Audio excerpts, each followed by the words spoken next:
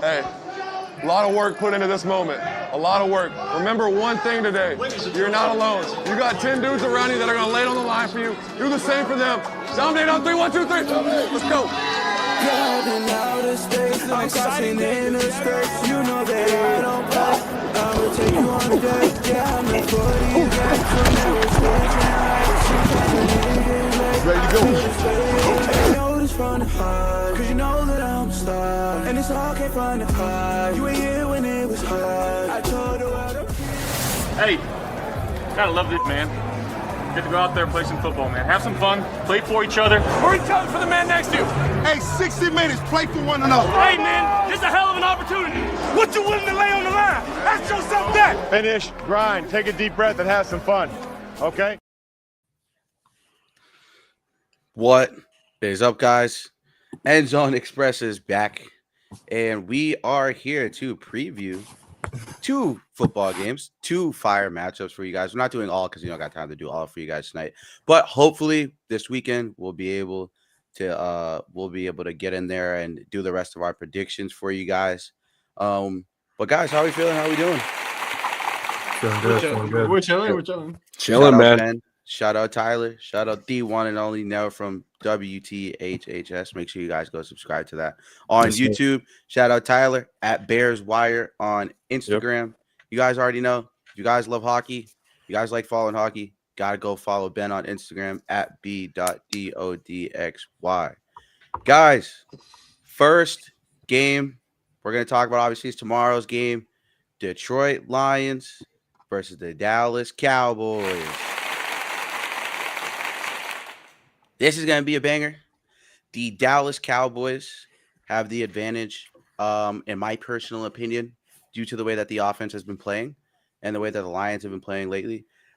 Matchup predictor, according to ESPN Analytics, has 62% Detroit and 37.7% for Dallas. But, we like to go against the grain. We like to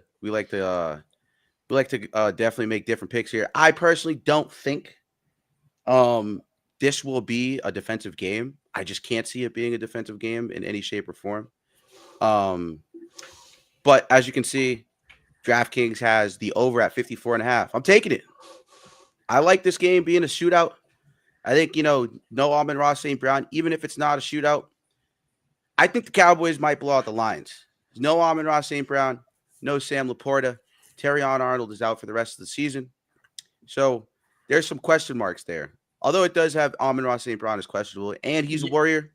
If you guys watch, he is officially listed as questionable. Yes, he's not officially out. He's not officially out, but who knows? It looked pretty. I wouldn't say severe enough, obviously, to keep him out for the rest of the season, but at least maybe out for a week. But George Pickens has been balling out of control. He's been arguably a top 3 receiver. Well, he has been a top 3 receiver in the NFL all season. CD Lamb, obviously, he's still a threat, even though the drops are a problem. You look at the injury report, Malik Hooker's questionable. Jadeveon Clowney's questionable. Tyler Guyton is out. Trevon Diggs, IR, because obviously, as you guys know, I'm pretty sure he tore his ACL, right? I believe so, yeah. Yeah. So prayers up to Trevon Diggs. I feel like, obviously, defense might look a little different if Trevon Diggs is out there. Kirby Joseph is out. Brian Branch is questionable, although it looks like Brian Branch is going to play in terms of practice participancy. Khalif Raymond out, but we'll go to the full. Oh wait, actually, it doesn't even show you. It just gives you. I don't want to see the whole NFL, but in the last 5 games, as you can see, the Dallas Cowboys are on a 3-game heater, and the Lions have struggled a little bit. They lost to Green Bay. The New York Giants were able to take them to OT. And the Philadelphia Eagles had a great defensive game against them. They beat up on Washington. No shock there. And lost to Minnesota, which is interesting. I don't know how I really feel about this Lions team, as I did have the Lions going to the NFC Championship game. But now at this point, if you guys have been watching the pod, I got the Bears, those guys. I think they're lethal, especially after beating the Eagles and a couple other guys that are credible teams. You just look at this game coming up for the Bears, and this is going to be one of those games where they might be able to show obviously, that they're clear cut probably ahead of the Lions if the Lions can't win this game. So you look at the Cowboys, they beat the Super Bowl runner-ups last year, the Kansas City Chiefs. They beat the Super Bowl champions, Philadelphia Eagles, and they beat up on Las Vegas. No surprise there. Couple iffy losses, obviously, for those games in Arizona and in Dallas against Arizona, and then on the road against Denver. Denver gave them the works. Bo Nix has been absolutely excellent all season. Obviously, he's not really going to be in MVP talks just because he just doesn't have the numbers, which sucks. But he might be, in terms of, I guess, comparing him to probably other MVP candidates, he just very well might be, other than Nick Bonito, the most important player on a team. Obviously, other than Matthew Stafford and Drake May are obviously the front runners. I would obviously have to put Drake May. I can't really put Bo Nix in a conversation with Drake May just due to the fact that Drake May has just been the most efficient quarterback in football all season. So, but Bo Nix should be up there. I think he should be in there for at least a conversation. But, it's, people aren't going to have that conversation yet. But looking at this game, guys, and looking at the standings here on the right, how do you guys feel about this game and what are your picks? Me personally, I'm taking the Cowboys. I think this is going to be a shootout. I think George Pickens will have a great game. I think CD Lamb will have one of the best games of the year. Javonte Williams is a stud. Shout out to him. He was on the Broncos too as well at one point. So what are you guys' predictions and how you guys feel about this game? I would honestly, just looking at both teams and how the Cowboys offense operates, I would definitely go with the Cowboys in this sense, again, because of injuries on the Lions forefront, especially in the defensive backfield. So I would say for Dallas, I would like to see George Pickens and CeeDee Lamb get involved early, which they should due to the offense, due to Dak Prescott. Dak Prescott, with all of his weapons, even including Jake Ferguson, almost said Terrence, excuse me. Jake Ferguson, you might see another 300-yard performance by him. You should be able to see a lot of points. Javonte Williams should be able to run effectively as well. The interior offensive line play this year, when healthy, for guys like Tyler Booker, Tyler Smith, and Connor Beebe, has been great. So overall, even with the loss of Tyler Guyton, they should be able to operate their offense effectively. Defensive-wise, you want to see Quinnen Williams continue to be the presence that he's been the first few weeks of his Dallas career.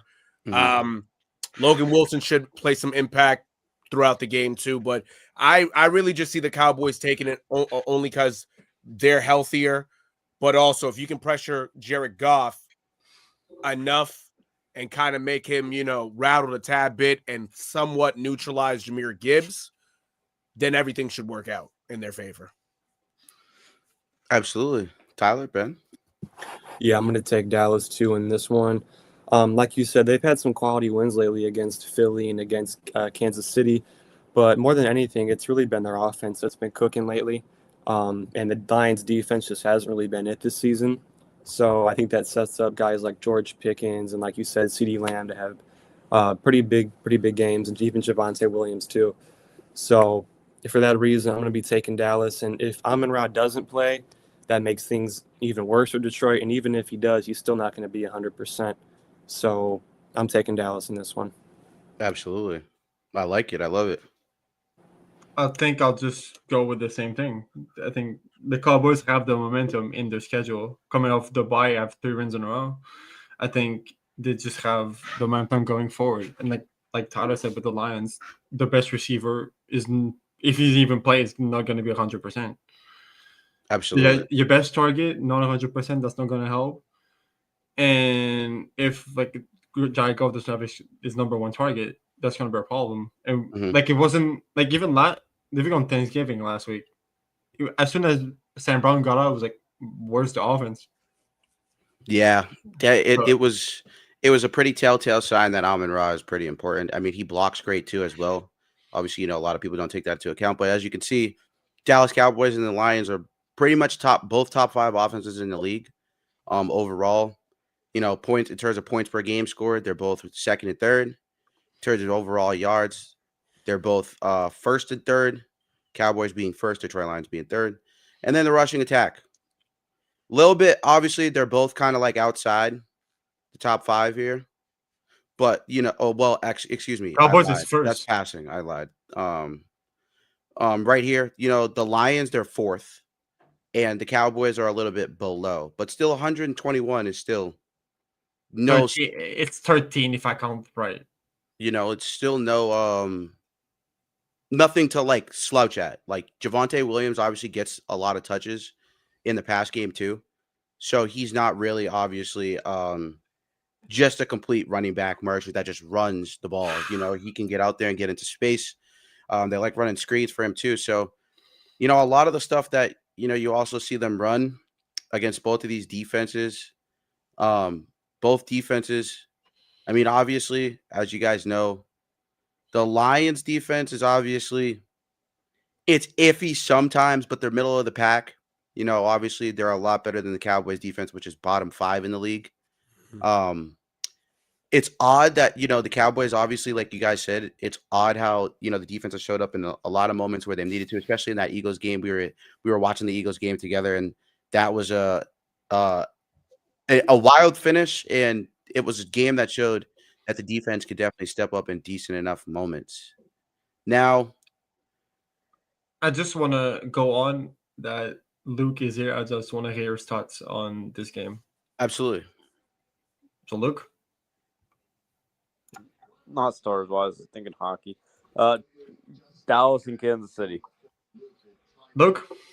Can you hear me? Yes, Yeah, sir. we can hear you.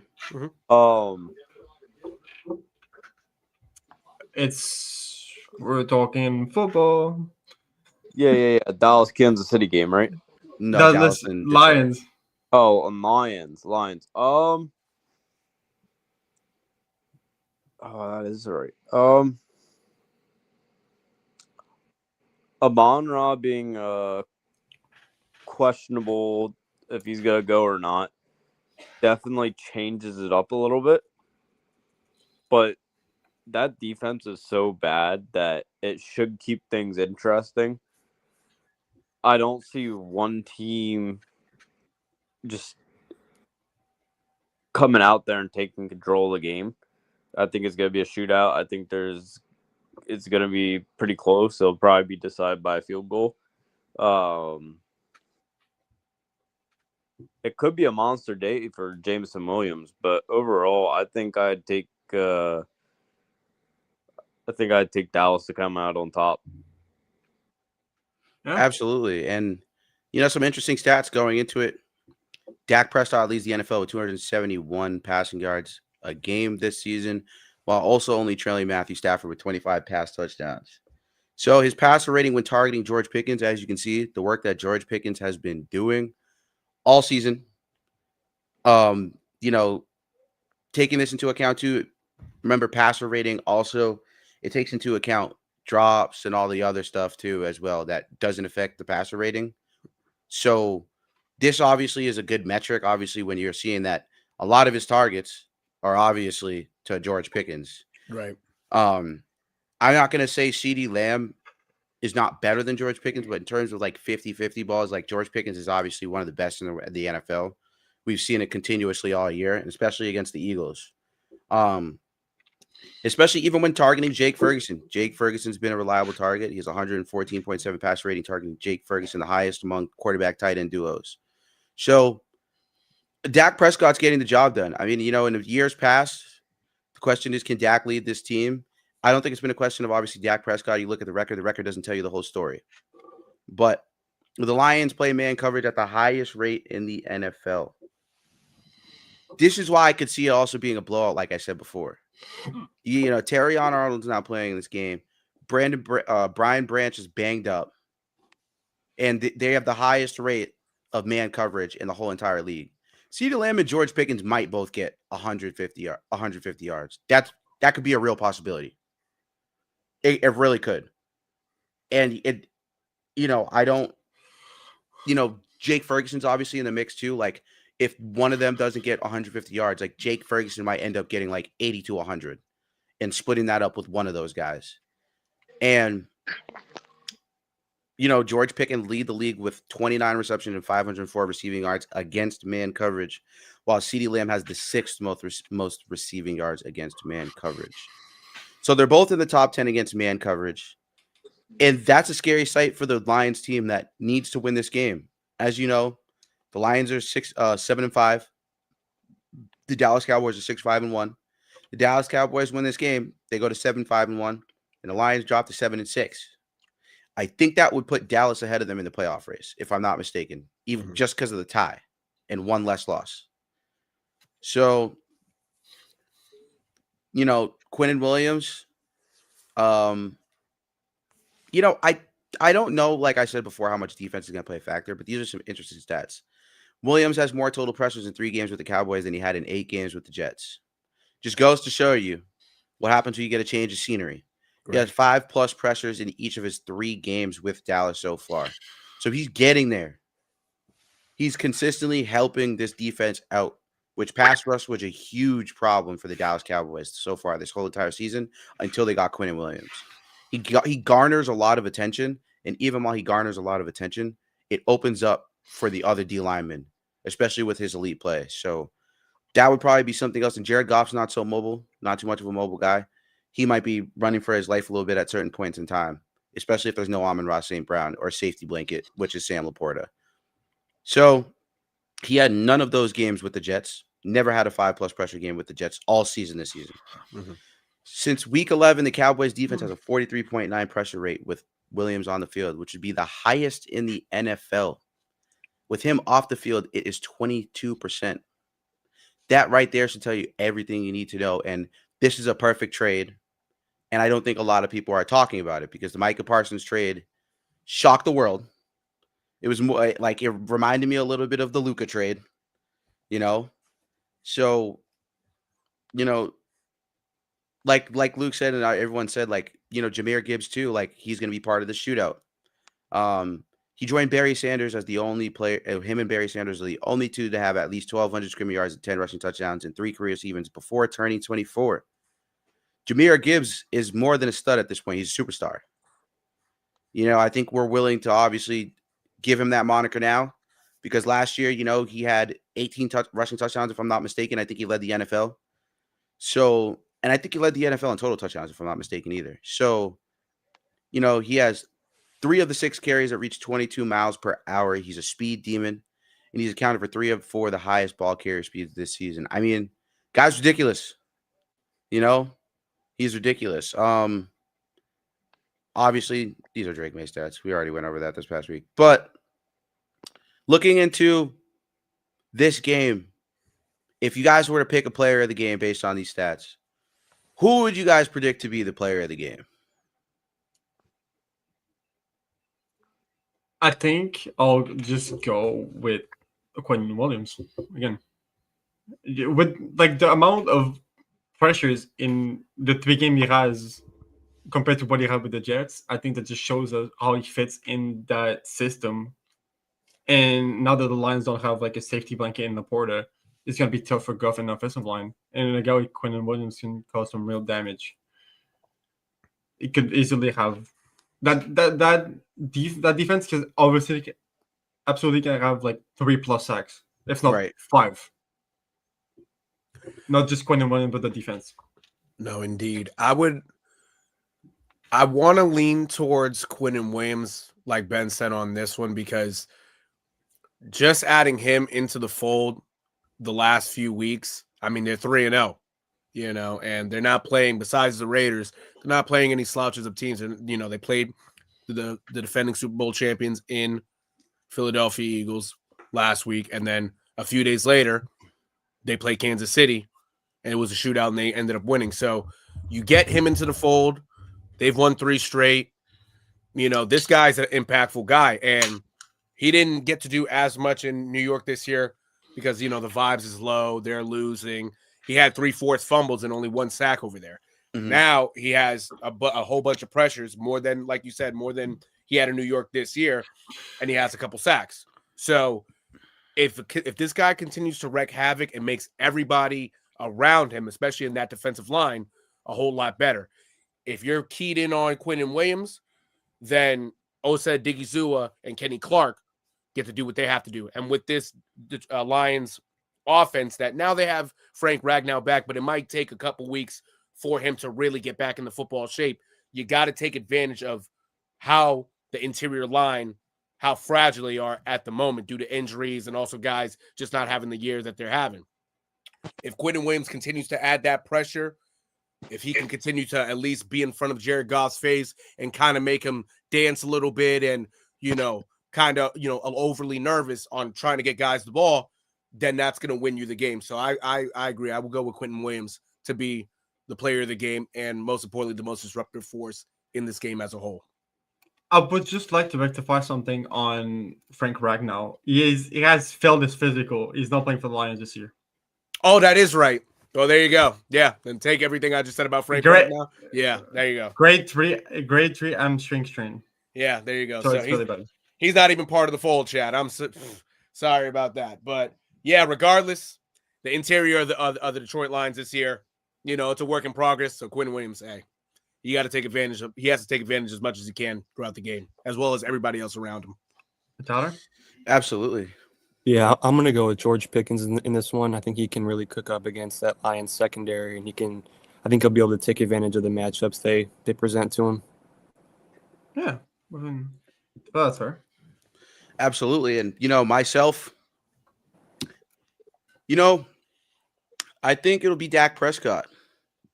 I think, the way Dak Prescott's played, a lot of people aren't talking about him as an MVP because he's just, he doesn't have the record. That's the problem. And I think that if you take just totality in terms of impact, right? He's obviously probably the top 5 right now, one of the most impactful players on the team. You got Myles Garrett, you got Matthew Stafford, you got Drake May. You probably say Bo Nix, right? I mean, the way that they're playing, especially offensively, is a testament to what Bo Nix has done all season. And now you look at Dak Prescott. He might even be above Bo Nix, but he has a better offense, so we can't really say that he's probably above Bo Nix because the record doesn't show. And I know that record isn't everything. But Bo Nix, in terms of what he's doing, and yes, people can say, oh, he gets saved by his defense, whatever the case may be. You're supposed to have one.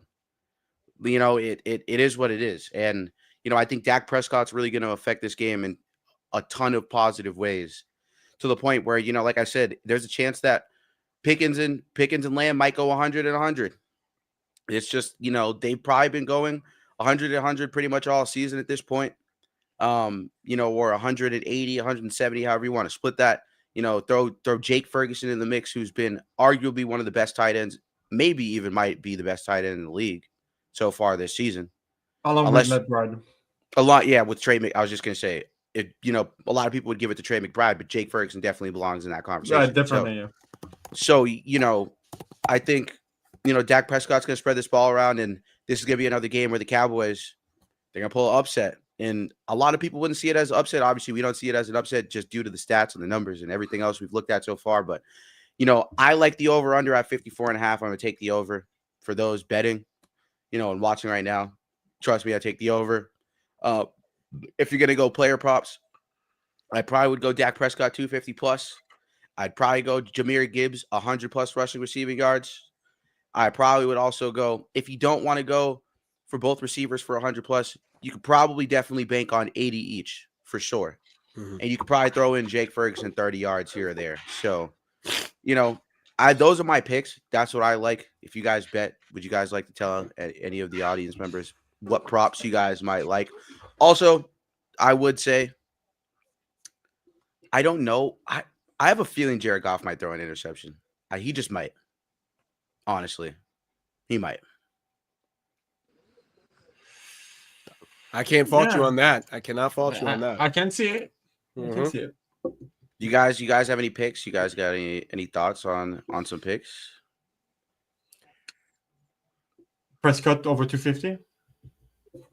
I really like that one. I'm digging that, actually. Yeah, I would do that. Yeah, I would go because he's definitely going to get targeted a good amount.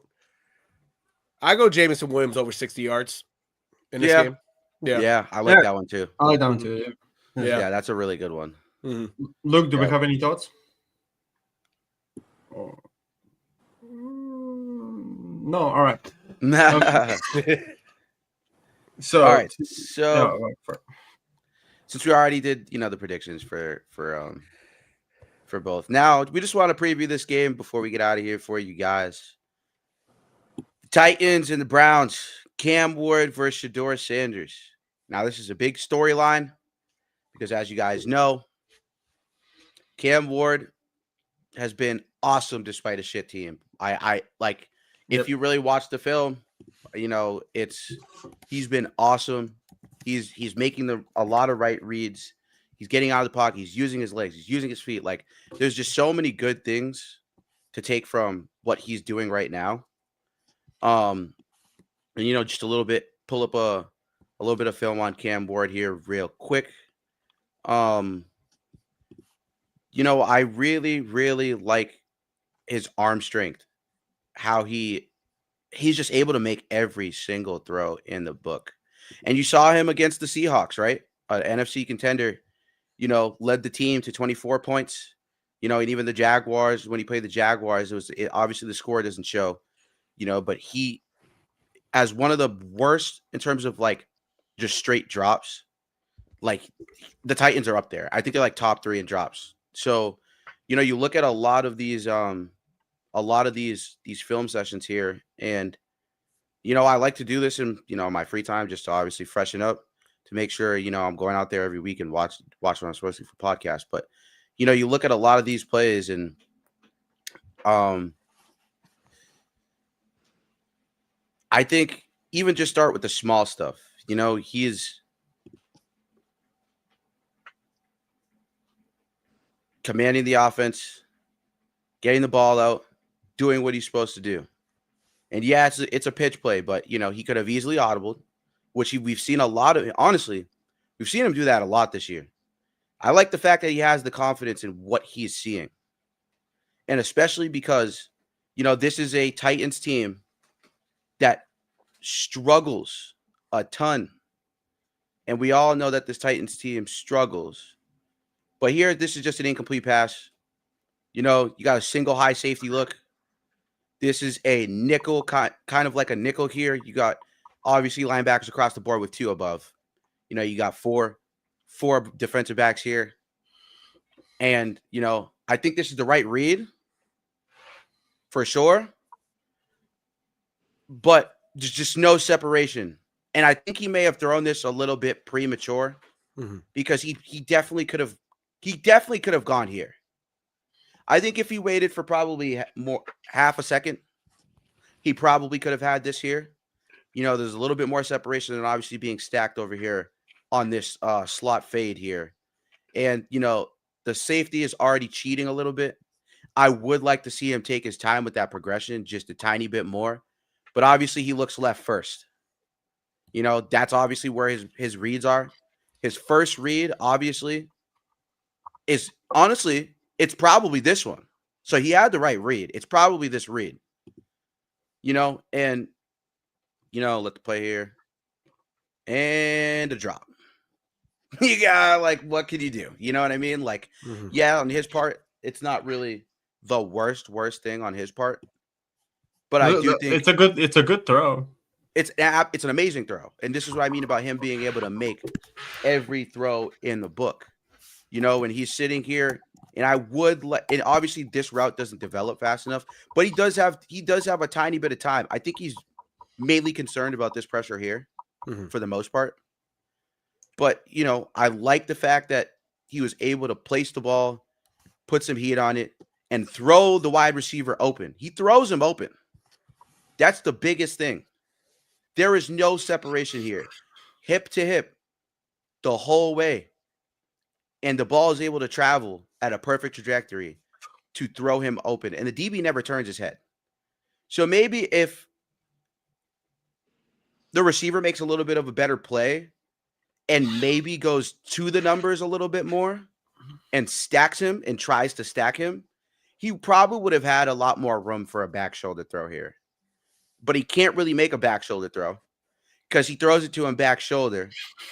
At least at this rate, he has to get the ball out quickly. there's obviously a lineman on his ass down here, and you can see that. Mm-hmm. So he might not have even had time to make that throw. But I think this is just obviously a beautiful throw. And if that hits two hands, you got to catch that, dude. You have to catch that. You know, so even though it's an incomplete pass, this is just obviously the potential you see week in, week out from Cam Ward. You know, amazing football player. You know, I thought, you know, coming out of college here, I thought Cam Ward obviously was the most talented. I thought Shedeur was the most skilled. But now you're kind of seeing why Cam Ward went number one. Indeed. Yeah. And last play here before we get on to Shedeur Sanders and then get into the matchup prediction. This is a completed pass, you know. Got a bunch look here. Bunch look. Single wide receiver, single back set. Nickel. Actually, this is dime. You got a dime look here. 1, 2, 3, 4, 5. Cover 2. Boom. Cover 2. A little bit of mid zone. And nice pump fake and resets. That's a huge thing this rookie quarterbacks struggle with. Most QBs would have just played it safe to throw it here. But he's like, you know what? 2 defenders bearing down. First read, not there. Immediately moves his eyes. Immediately. This is how you know he's studying his playbook. He understands where he's supposed to go. He's understanding defenses. Boom, steps up and hit. I don't know how he saw him. When I was watching this live, I was like, where the fuck is he going with that? And then you could just see, I mean, he knows this slip out is coming in case there's nothing here and there's nothing here, which there's 0 here. Nothing. And he knows where he's supposed to go. This is just an athletic throw. Across your body, over the line, on the opposite side. And also, yes, he has to turn a little bit. You probably, obviously, would like to see him lead him into it, but that is just a hard throw in general to make. So, you know, I think there's a lot to be desired looking at Cam Ward. There's just a lot that you would want to see week in, week out. And, you know, he's playing to the best of his possible ability with that shit team. But with that being said, before I move on to Shedeur Sanders, how do you guys feel about Cam Ward's play this season? And do you think that Cam Ward deserves Rookie of the Year? I mean, truthfully, based off of play, I mean, okay, I'll say this. Just off stats alone, he probably isn't going to get that type of consideration because, you know, in the NFL, they look at the stats. They look at, you know, they more like an import, whether it's whether in the quarterback position, you know, touchdowns, passing yards, okay, wide receivers, whatever. They're not going to, you know, justify him because the stats aren't really there. And it's not really his fault. You have a lot of guys on that team, especially the receiving corps, that drop a lot of passes that aren't really there helping him out, benefiting him. So in that case, I would have to say no, but it's not because like, oh yeah, this guy sucks. Like, you know, he's a butt. No, he just doesn't have the stats this year to really be in that conversation because nobody's helping him out in that sense. Now, in terms of his play overall, I like it. I like it because again, there's not much around him. Game after game, he's kind of fighting for his life back there because the offensive line isn't that great, you know, and even Brian Callahan, offensive line coach, that, you know, left with his son, Brian Callahan, the coach, Bill Callahan, the offensive line coach, left with his son early on in the year when his son was fired as a head coach. They still didn't get better. So, I mean, you can't really blame him. He's shown flashes this year. He has the Patrick Mahomes-esque type of build and certain throws that he makes, how he commands an offense. So his future is bright. You just have to get him help if need, you know, the proper help needed, and even the proper head coach for the long run. I think also when you look at this year, it's a trying year for the Titans, but at least if I were Titans fans, I would be happy for who they got at number 1 because the upside is there. He can make the throws. He can get out of the pocket. His style is like just similar to Patrick Mahomes. It's a backyard football type of style. That's going to give you a lot of flashes and a lot of, what's the word I want to say? A lot of flashy plays, I guess you could call it. You're going to see a lot of those for years to come. You should. You just got to keep him healthy, and you just got to get the proper head coach around him and the proper guys around him to really help him succeed. But I think he's doing a fine job this year for everything that he's had to deal with. Absolutely. Yeah. I know it sucks because, the level of play has been awesome. And I think that, like I said before, him being able to make every throw in the book right now, especially with no Calvin Ridley. I love Calvin Ridley. I think Calvin Ridley's a good football player. He just doesn't like his playbook. And general consensus is he's not the greatest of teammates, but I love his skill. Ever since he was on the Atlanta Falcons, I thought Calvin Ridley was, could be what George Pickens is right now. We saw when Julio Jones went down, Calvin Ridley showed he has wide receiver number 1 caliber level skills, and he just hasn't been able to put it together since leaving Atlanta. So, he's in a tough situation. And I hope they get him some help. Now I know Jeremiah Smith is not eligible. I think he's eligible next year. Yeah. So, but you put Jeremiah Smith and Cam Ward together. Shoot, I mean, that's a good start. You got 2 young guys, and Jeremiah Smith is the most talented player he's the most talented player in college football. Indeed. You might say Fernando Mendoza right now. I wouldn't hate you. Fernando Mendoza is going crazy. Right. I don't hate you for it. I'm a Texas A&M guy, so I'm going to take Marcel Reed 10 times out of 10 every day of the week. But Jeremiah Smith is the most talented. I think isn't he the same? Him and Ryan Williams are the same age, right? Oh, yes, they are. Yep. So, and then Ryan Williams too, like they'll both be eligible next year. I don't see the Titans doing much in terms of, like I just don't see the Titans doing much within the next 3 to 4 years. I think 3 years. I'm not going to be too harsh. I think 3 years is a good metric to see if Cam Ward can consistently improve every single season if you get the right pieces around him. But you also have to look at the receivers that are coming up in this draft. You got Jeremiah Love, man, the kid from Notre Dame. He's a stud. He's a fucking beast. That's a kid that, he's going to be there, I think, at their pick. And, if you look at the race for draft picks right now, I think, the Titans are probably going to end up getting the first overall pick. There's no doubt about that. You got Carnell Tate from Ohio State, too. Don't forget about him. You got Jordan Tyson from Arizona State. So there's no slouch at receiver there for this draft. Mm-hmm. You get a training camp war, and you start a training camp war. And it's a very, very good possibility that Jordan Tyson or Carnell Tate, or if they go the Jeremiah Love route, one of these guys is going to make some noise. Because all of those guys could potentially go in the first, second round. They might get picked up off the board quickly. So I would like to see them also go defense, though. Arvell Reese is a name that I don't know if anybody that watches college football, but Arvell Reese from Ohio State. He's a linebacker. That's a position that the Titans definitely could use. And I think that he would be a perfect pick. And then obviously, defense is really where their struggle is. You got Caleb Downs.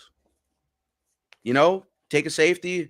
If you feel confident enough in Cam Ward and you feel confident enough in Tony Pollard and Tyjae Spears and Calvin Ridley coming back healthy, you go the defense route that they can keep you in the game.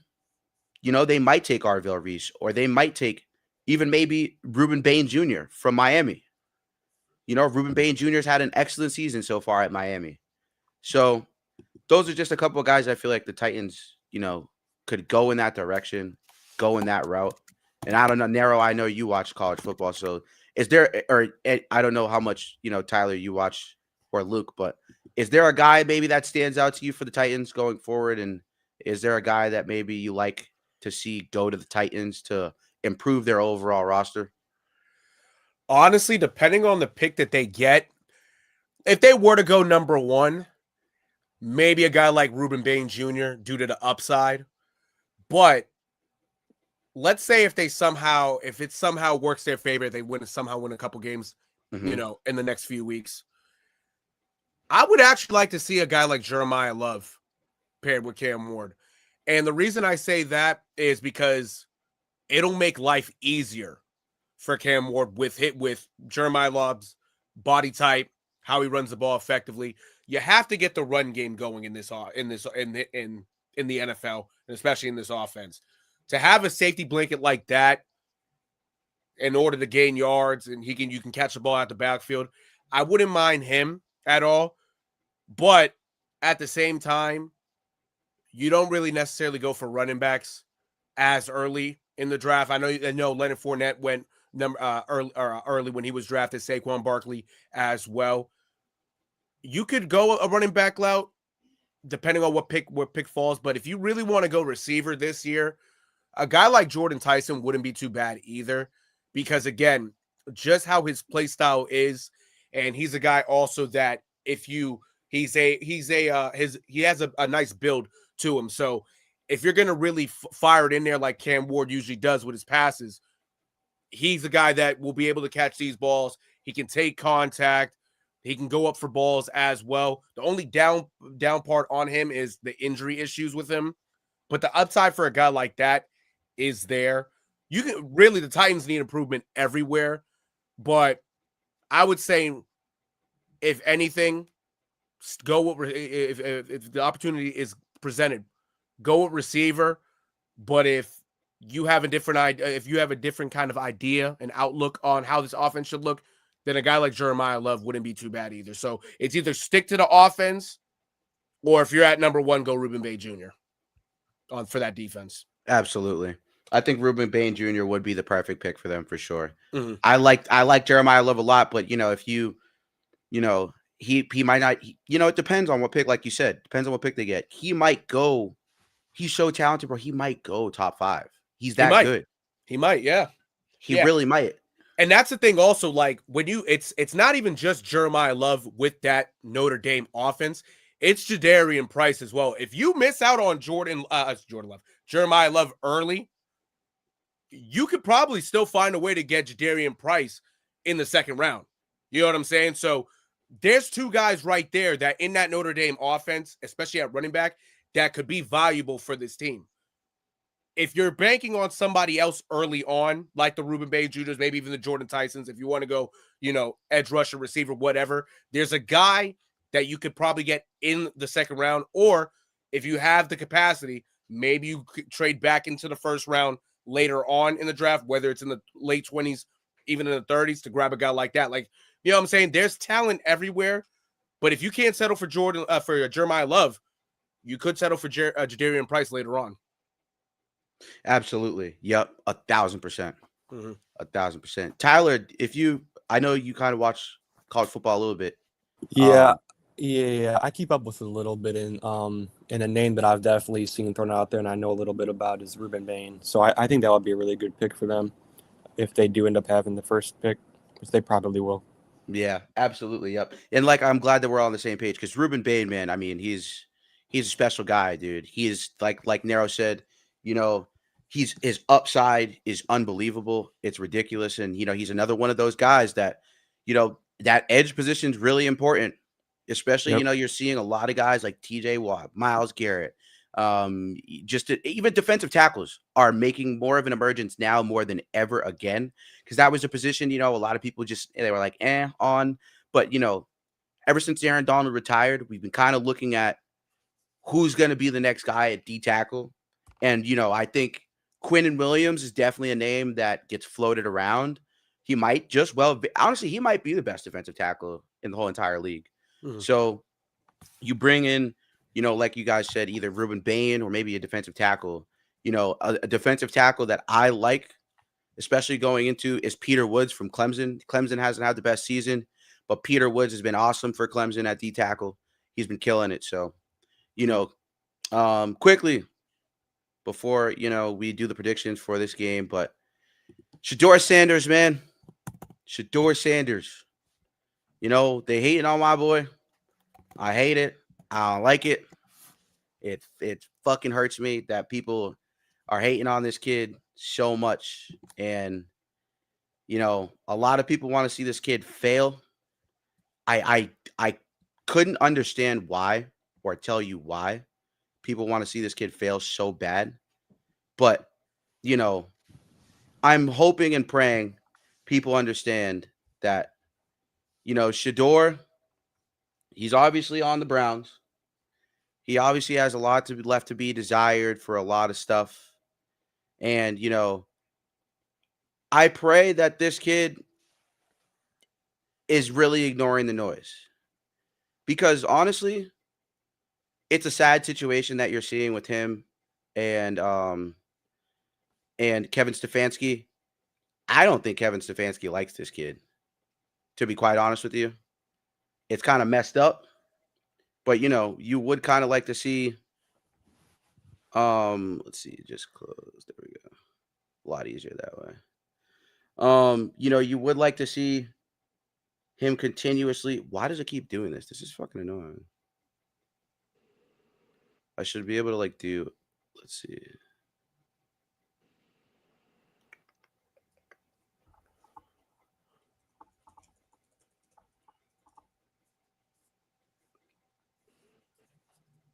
Honestly, didn't even know you could do that. Now that I know that you could do that, that's crazy. Shedeur Sanders, you know, first drive. It's just like you see here. Single high look. Pretty easy. Looks like for the most part, zone. Yeah, absolutely. Immediately, he's supposed to be on the move. This is a design play. Gets the ball. Jerry Jeudy. Easy. Easy. Do what you got to do. Easy, right? Then you got the next play. It's Quinshon Judkins. Nice little run. You know, off right tackle for 7 yards. Moves Harold Fannin. Beautiful. This is a great job and what you want to see.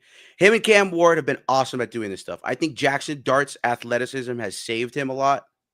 I think Jackson Dart is making the same right amount of reads, but I don't think pre-snap Jackson Dart is better than Ward or Sanders at all. And remember, Sanders learned from the GOAT. He's trained with the GOAT. So the IQ is there. Automatically knows. Moves Harold Fannin. Boom. Nice run. And honestly, if Harold Fannin wasn't there, somebody might have got around that edge. You look at this next play. It's Quinshon Judkins up the middle. Nothing too crazy. You know, I would like to see him definitely maybe pre-snap read there for just something different. But, you know, I don't think Kevin Stefanski gives him the reins outside of motion. Right. You know, I don't think he allows him to do a lot. Got double back in motion here. Double on the left. This looks like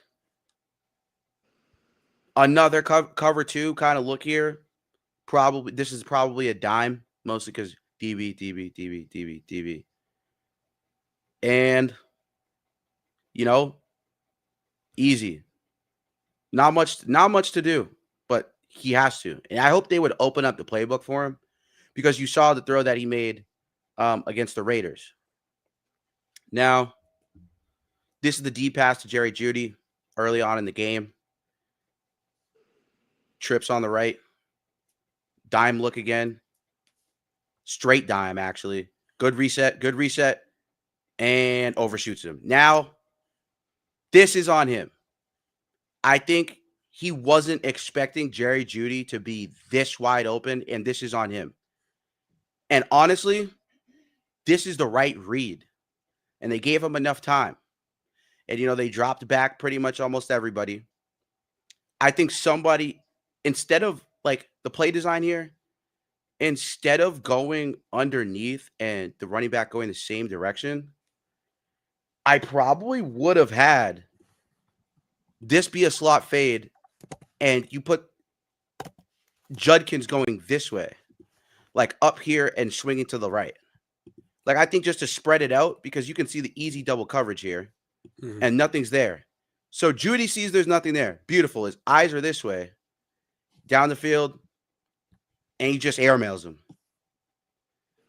But I don't know how far that is, but you don't even make an attempt. Like, dude, Jerry Jeudy's fucking garbage. Steve Smith was right about him. He's horrible. I don't think Jerry Judy's good at all. And I don't know if that was a playable ball. It seemed like a playable one to me. But, it's just odd that there wasn't even really an attempt there. Quinshon Judkins here. Little short pass.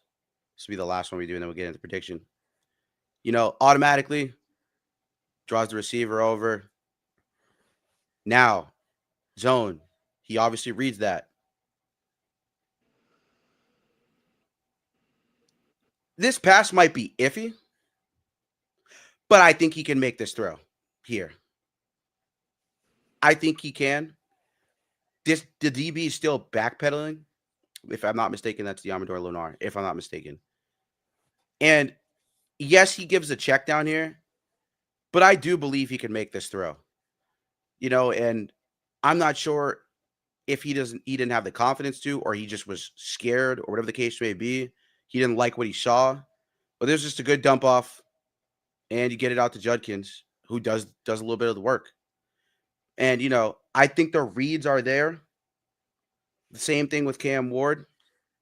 This is more of probably a better look here. Moves another one in motion. Nice. Beautiful. Easy. And he's making the easy ones. So, Shedeur Sanders, man, hopefully they get him some help. But in terms of Shedeur Sanders' situation, before we get on to predictions and get out of here, how do you guys feel about Shedeur Sanders so far? And do you guys think he needs to be traded? Or do you think that he can stick it out, and can the Browns build around him? Because I personally don't think Dillon Gabriel is any better. That's just my personal opinion. You might argue that because you can see the stats, but then again, he hasn't played the same amount of games as Shedeur Sanders has. So say whatever you want about Dillon Gabriel, but I don't think he's better. But how do you guys feel about Shedeur Sanders so far, and what do you guys want to see from him going forward? And does this Browns team continue to build around him? And I guess the other question would be, obviously, after that is, does Kevin Stefanski get fired? I think yes. Well, first things first, I don't think Kevin Stefanski is going to be the head coach next year of this Browns team. I think with the ties that he has to Dillon Gabriel right now, like I've mentioned multiple times, with him having the same agent as him, that right there just showed you from day one it was like this, right? Mm-hmm. And now that Shedeur Sanders has emerged, and quite frankly, he's always been the guy that, even in that quarterback room, that was always the guy that you knew, like, once he gets his opportunity, you can't fuck this up for him. Now he has the opportunity, and you see Kevin Stefanski's numerous times, especially in that Raiders game, take him out, in the red zone, in the goal line for Wildcats and stuff. Yeah, you scored, but it just shows you, like, yeah, you don't want him. You don't want him to get the love that he deserves of scoring a touchdown or handing off to Judkins. You want to stick it to him. You do, when his father's watching him. Kevin Stefanski, even though he made the playoffs a couple years ago, that's a guy right there that he just doesn't, for some reason, there's something about Shedeur Sanders that we all can see that he doesn't like. And it's messed up because this is a guy that, at least when he goes out there, he's giving it his all. He's there for his teammates. He does stuff already as a rookie for the community in Cleveland. And you want to hate on a guy like that and you want to stick it to him during these games, that ain't cool. So in that sense, I don't see him being the head coach next year. Now, in terms of him and Dillon Gabriel, at least Shedeur Sanders throws the ball down the field. Dillon Gabriel settles for checkdowns too much, a lot. And it's not necessarily wrong, but it almost seems though from time to time, Dillon Gabriel is kind of scared to air the ball out. At least Shedeur Sanders has some cojones to at least try guys down the field. And the upside that he brings also, you saw it against the Raiders with that long pass to Bond, Isaiah Bond. You could see that more often as this kid gets acclimated more to the offense. And like he said in the post-game interview, this past week after the 49ers game, they just have to continue with him, and his guys have to continue being there and working with each other. Everybody has to get acclimated to the offense. together while Shedeur's out there, because it's a lot different from Dylan Gabriel being out there. It was a lot different from Joe Flacco being out there. This kid has the opportunity to bring something to Cleveland that at least is very positive. Kevin Stefanski doesn't want to see that. So in that terms right there, I would move on from him in the offseason. But at the same time, also, when you look at Shedeur Sanders, I haven't seen a smile that Myles Garrett had when Shedeur completed that pass to Isaiah Bond. Mm-hmm. That big smile right there, I haven't seen. That was the first time all year that you saw Myles Garrett actually happy on the sideline, actually happy a play was made on the offense, a big play like that.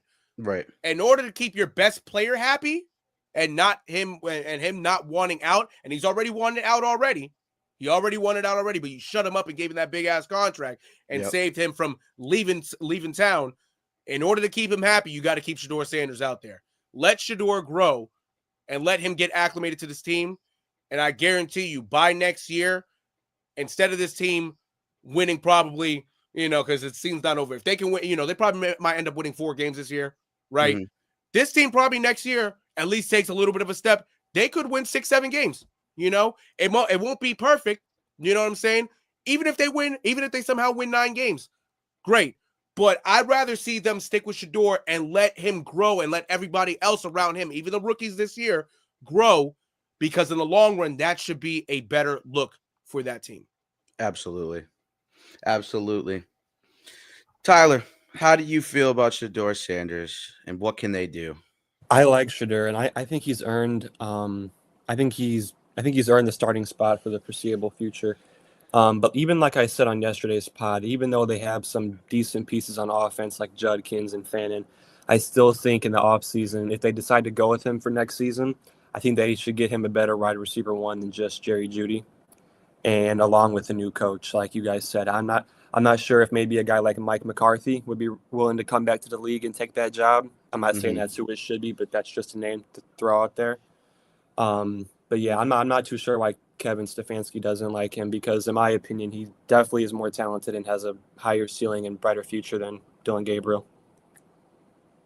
Absolutely. And Kevin Stefanski is not going to be there next year. Yeah. He's just not going to be there. He doesn't deserve to be there. Someone tried to tell me Kevin Stefanski because he went to the playoffs twice and all this other stuff. Like, I don't care. If the bar is one playoff game and that's it, and that's the bar we're holding, well, he's going to have a job with them forever. Right. Because I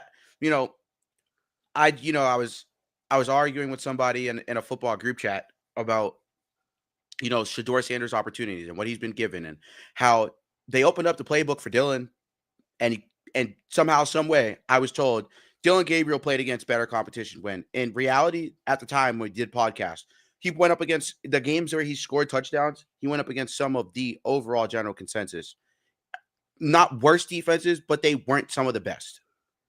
And I guess if, hats off to him, cool in the sense that, I think that I just don't think Dylan Gabriel's that good. I never thought he was that good at Oregon when he was a 1 seed and then got bowed out at the CFP. I never thought he was that fucking good. He already showed early on the mistakes. And like you said, they're really sticking it to this kid for whatever poor fucking reason, dude. I think it's because of his dad.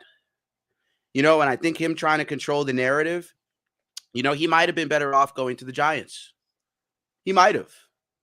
He genuinely might have been better off going to the Giants. His dad should have probably never gone out with him and said, oh, my son doesn't want to play for these teams and do X, Y, and Z. They probably shouldn't have done that. And the NFL stuck it to them because they knew the kid's talent. They knew his father's ability and swing.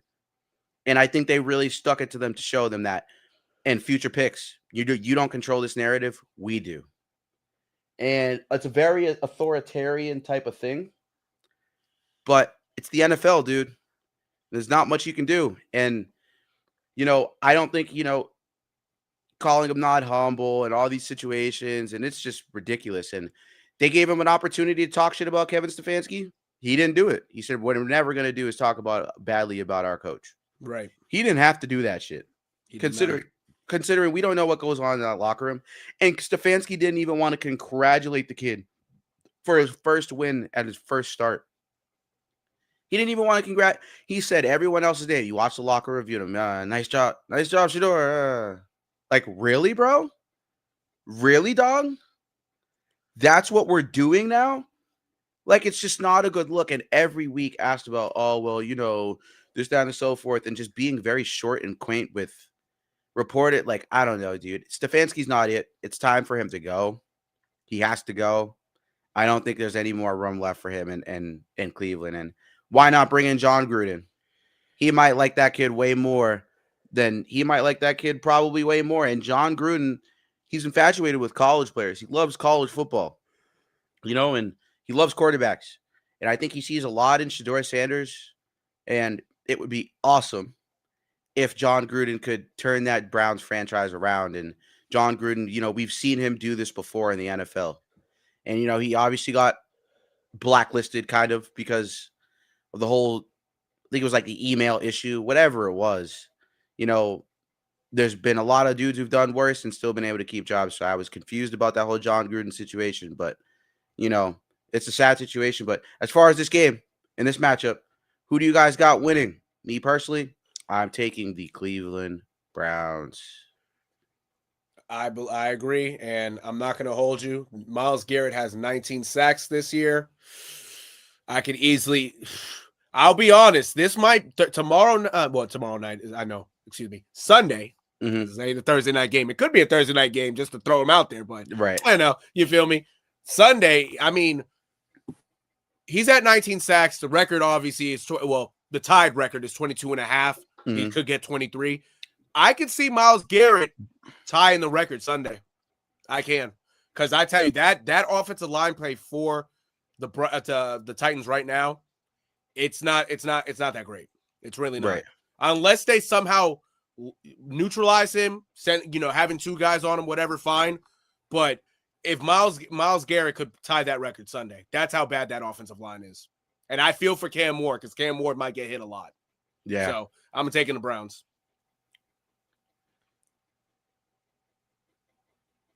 You're muted, Ben. Actual mic is muted. Yeah, it had to happen once. And it did. All right. Yeah, do you see the Browns winning this game? Like Anaro said, the defensive side of things for the Browns is going to be way too much for the Titans offensive line. Way too much. Like, consistently, we have seen against pretty much all the teams that have played, the Browns are just superior defensively in pretty much all the games. I don't see that changing against the poor Titans who are 1-11. And if you look at the stats, it's not even close. Like, yeah, Browns. This is gonna be, it's a bit rough game for the offensive line and Cam Ward, unfortunately. Absolutely. Tyler, Luke, who do we got this game? In this toilet bowl, I'm gonna be taking the Browns. We're taking the Browns. I think this is a good opportunity for Shedeur to prove out to some of his haters that to prove what he's capable of, because I think a lot of people will be tuned in to see these two young quarterbacks go at it. And I think that Browns defense is going to be too much for Cam Ward. Absolutely. And, I think this is going to be awesome just to see these two guys go head to head, man. Like, it's going to be awesome. It might be a rough day for Cam Ward. But Shedeur might go crazy. Hopefully he does. I hope that, this is just a good game for them both. I think these two are going to be two of the futures of the league for sure. And especially Cam Ward. We've seen what Cam Ward's done. We just watched the film. So, yeah, I think it's going to be awesome. I think we have a lot in store. And now, closing episode, guys, we got tomorrow. We're going to try and do a basketball episode for you guys.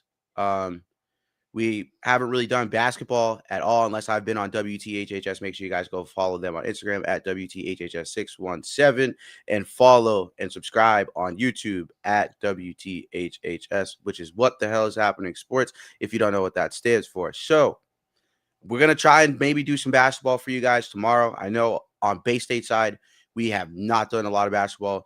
We did some very nice episodes on 30 and Beyond for you guys when it came to like preseason predictions, the record predictions, and those standing predictions are looking. I look back on them on the episode, and now looking at the standings, I'm like, damn, we really, we did that maybe a little bit too prematurely with all the signings and stuff. So we probably did that a little bit too prematurely. But, we're probably going to redo those for you guys if we can at some point. Probably not tomorrow, but we'll probably try and get to that within the next couple of weeks because NBA has been awesome in the East. The East is wide open. Chicago Bulls look good. The Raptors look good. Celtics look good. The Bucks look good when Giannis is healthy.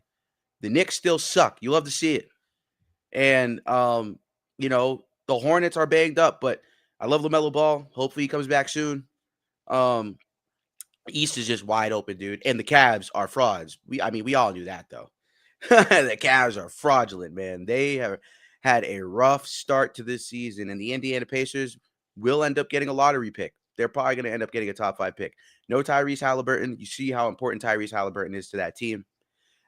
He is obviously the driving force because the Pacers just can't get it done right now. They are horrible. Got smacked up by the Nuggets tonight. Jamal Murray gave him the good old-fashioned poutine sauce straight from Canada. You know what I mean? Had 23 in the first half. I don't even want to know what his numbers look like right now. He might have 40 at this rate. Last I checked when I was watching the game before we got on here, they were up 30. So, hopefully you guys tune in some basketball for us. And Friday, Bicoastal Baseball is coming back, baby. Let's go. Bicoastal Baseball is coming back. We got you guys with some Bicoastal Baseball. So far this offseason. And, the Red Sox, they definitely got to make some moves. And, Sonny Gray was the first. Hopefully the first of many. You got to bring Bregman back. You have to sign Kyle Schwarber. Please, Breslow, don't fucking fail us, dude. Please, dog. Please be aggressive. We're worth almost $5 billion. Go be aggressive. Our owners have money. John Henry, if you ever watch anything on any network or whatever the case may be, please go spend money, man. Please. Got to. Roman Anthony's coming back healthy. Awesome. You love to see it. And if Bregman doesn't come back, we got Marcelo Meyer. Marcelo Meyer is a bright young player. I love him. I love the idea of him replacing Bregman if we don't sign Bregman. Yeah, see that score right there? 135, 120. Yeah, it was bad. 52 points. He had 52. Oh, my. Yeah. Whoever has him in our fantasy league is eating tonight. I'll tell you that. But, guys, if anything, before we get out of here, any thoughts on the NBA or an MLB offseason before we get out of here? Gotta love my Raptors, dude. Gotta love them. Yeah, Raptors killing it. Well, I'll say the Celtics, Jaylen Brown ain't doing that bad. Tell you that. Jaylen Brown doing what he got to do.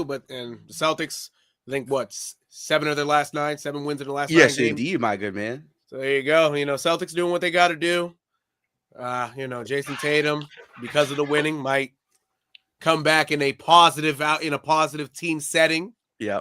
So let's see what happens with them. But shout out to Chris Paul, man. They did him wrong. He waved by the Clippers, did him wrong. Yeah, that's Tyronn Lue. Are you sure they did him wrong? Well, I'm saying they did him wrong because he was on a farewell tour and he got cut at fucking 3 a.m. Exactly. Yeah. What farewell tour? What? He's not Kobe. I mean, but he's still retiring. Still Chris okay, Paul, so let that nigga retire. What, bro? Hold on. I want before we could close on that because I want to get to that a little bit. But Tyler, you are a Bulls fan, right? Oh yeah. Yeah. Yeah, man. I like them. You guys got a nice squad, man. I like how the Bulls are playing. Yeah. We started off really hot. 4 of our last 5 losses have been to the Pacers, Nets, Pelicans, and Hornets. So lately we ain't been playing that good, but we'll see. We'll see where we end up this year. I like Josh Giddey. He had a triple-double today. So yeah, Josh Giddey's awesome. He's awesome. Hornets. Hornets. Say about that poor kid. Hornets looking good with Canupo, by the way. Yeah. Yeah. Really good. By the way, I should ask Tyler. What are your thoughts about Anthony Davis and the little rumors about him in the Chicago Bulls coming back home? He is from Chicago, so the last 10 years, whatever he's been in the league, I've always wanted us to make a run to go and get him. Mhm. And now we're at the point where he's getting up there in age and he's still pretty injury prone. And I think that it would cost us giving up too much of our future for us to get him now, because the mock trades that I've seen were like us giving up Kobe White and a bunch of future picks. I'm just not sure if I want to do that for him now, as much as it would be cool for him to play in his hometown. Mhm. But I'm just not sure I want to do that anymore. No, that's fair. Yeah, the injuries, I tell you, when AD's healthy, he's AD. Yeah. We already know how AD is when he's fully healthy. Yeah. If he was fully healthy and there wasn't really those injury problems with him throughout his career, him and Vucevic, in the front court, that's a scary sight. Vucevic is trash. I can't stand him. He's so trash. I know defensively, yeah, but I offensively, can't stand him. He's so he's trash. all right offensively. He's all right. But I like what you said, Tyler, about Kobe White, because that's a dude. He's such a good player. Like, I think Kobe White is extremely underrated. Like, I think he's a hard-nosed defender. He can facilitate an offense, but when he's been asked upon to score, he can score. And I do like the fact that you said giving it up for a guy who's injury prone on the back end of his career. Like, it just, you keep Kobe White because let's say the Bulls, let's say they win a playoff round, because the East is, it's not weak, but it's just wide open, right? And let's say the Bulls win a playoff round. Like, you don't want to trade Kobe White for someone else who might be a question mark. You would want to add to that, especially considering the season Kobe White had last year was crazy. And the year before that, like, when he's been healthy, arguably he's been the Bulls' best player, besides Josh Giddey. So I love that you said that, because I've seen a lot of mock trades with Kobe White, and I don't like the idea of giving up Kobe White, because he is a piece where if he's, I can't say obviously your second option to go to it, but if you're looking at a championship perspective, like, he could be the third option on a championship team. Like, I think he's that good. I think he can be that type of player if you have two front running guys, kind of like how you look at, I guess you could say, what situation would be the best situation to compare this to? I guess, like, let's say it would be like the Raptors or something, because they're playing so well, right? The Raptors have their front runner guy is Scotty Barnes, right? And I guess you could say their second guy is RJ Barrett. But Emmanuel Quickly is a guy who genuinely third option on a team that is playing at a high level right now. And if he can do what Emmanuel Quickly can do, and they get two guys like RJ Barrett and Scotty Barnes, and the Bulls could really legitimately be a contending team without, especially this season. I think they will make moves at the deadline, but the Celtics are out the mix. Real shit. This is kind of a bridge year for us. We're not looking, no crazy expectations. We want to see what we have and see what happens until Tatum comes back. There's a rumor from a doctor that Tatum has worked with that it's a possibility dude comes back between 8 to 12 weeks, which is crazy. I honestly don't like the risk of it, but I don't mind it. It's his body. He knows better. Those are doctors. They know better. If he feels 100% healthy and they say he's good to go, like, he's getting outside attention. He's not doing it with team doctors. So, you look at that situation, and even if Tatum comes back, we have to see where we are. And I think the Bulls could be a team, and especially like Ben's Raptors, like, those are two teams that could really shoot themselves up the ladder this season, because we don't know who's coming out the East. I mean, you could say the Cavs, but Evan Mobley's still struggling to shoot. Jarrett Allen is very one-dimensional offensively. 2 Twin Towers down low, but the Bulls, if they get a piece at the deadline, or maybe even two, and they're aggressive, that's a team to watch out for, especially if Kobe White is playing at the level that he's played at for the past couple seasons. No doubt. No, that's fair. But the last point, obviously, go ahead if you guys have any more thoughts. Luke, I know you're in here too still. If you got any thoughts about the NBA real quick before we get out of here. If not, the Chris Paul thing, like, doesn't, like, it's weird. Like, it's weird. Okay, the Chris Paul's, he's known to be an asshole. Right. This is like, I was muted. My bad. Oh, you're good. Go ahead, Luke. Talk to me. Well, then you missed my huge gasp over the Winnipeg and Montreal game right now. Yeah, that's what I'm watching as well. Oh my God, this has been like some of the best 5 minutes of hockey I've watched in a long time. This is good hockey. I know I'm missing that. I'm putting it on another tab while we talk. I heard Luke. To be honest, I heard the gas and I muted you because like, why is he reacting to? Oh, go ahead. But to me, for basketball, it's. I think